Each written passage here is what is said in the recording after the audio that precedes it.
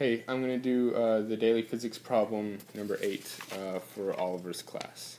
The equation that you need is tangent of the angle equals velocity squared divided by the radius times gravity. If you don't want to watch the whole video to figure out the equation. So once again, it's tangent of angle equals v squared over r times g, r being radius, g being gravity. So that's the equation you need to know. And I'm going to use the rest of the video to explain it. Why you get that. Also know that if you're trying to find out the answer to C, I'm going to take a little more time to figure out why it's something or if the solution is correct. So if you're wanting C, you don't need to watch this video because I might just make another one because I don't even understand it. So I'm just going to explain A and B right now. So the reason I got that equation is if you draw a free body diagram, which is B, you have the box at an angle, and going straight down is force of gravity. So, it's mass times gravity. And up and to the left is the natural force, so F subscript N. And you can break that force into two components.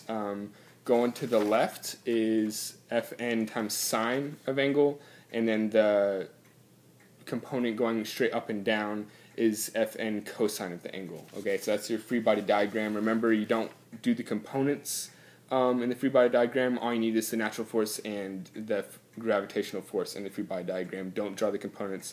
You'll probably take off for it.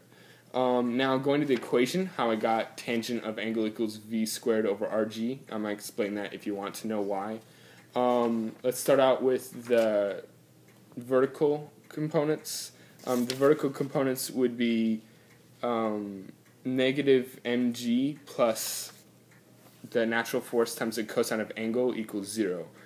That's because, the gravitational force is going straight down, and as I explained earlier in my body diagram, going up is the natural force times cosine of the angle. Okay, so both of those are going up and down, and obviously the net reaction is 0, so you can set that equal to 0. So therefore, you can rewrite that equation to the natural force times cosine of the angle equals gravitational force, mg. So once again, F subscript N cosine of the angle equals mg. Okay? Now we're going to go to the forces horizontally. The natural force times the sine of the angle equals mass times acceleration. So this is a little hard to explain.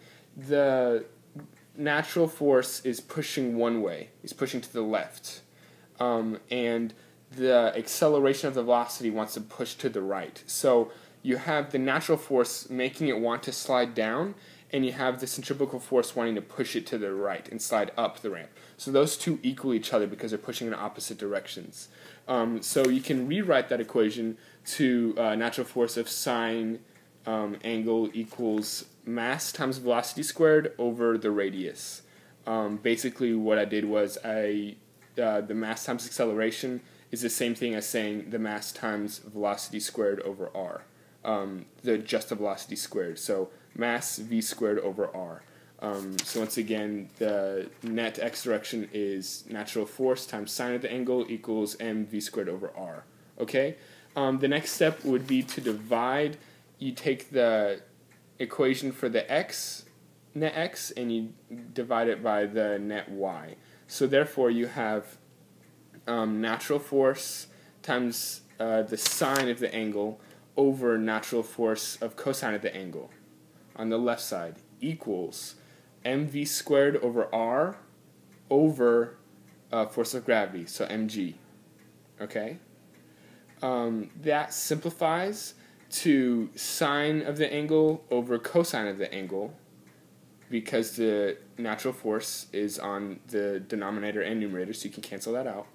And it equals velocity squared over rg, r being radius and g being gravity. And that's because the mass is on, both the numerator and denominator, so the mass cancels out.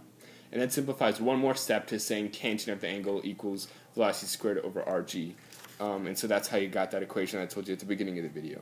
That's the answers to A and B. I think I have the answers to C. I'm going to look over it to make sure, and maybe I'll make another video for that if you need help on that. If you don't get anything, ask me some questions and I'll try to help you out.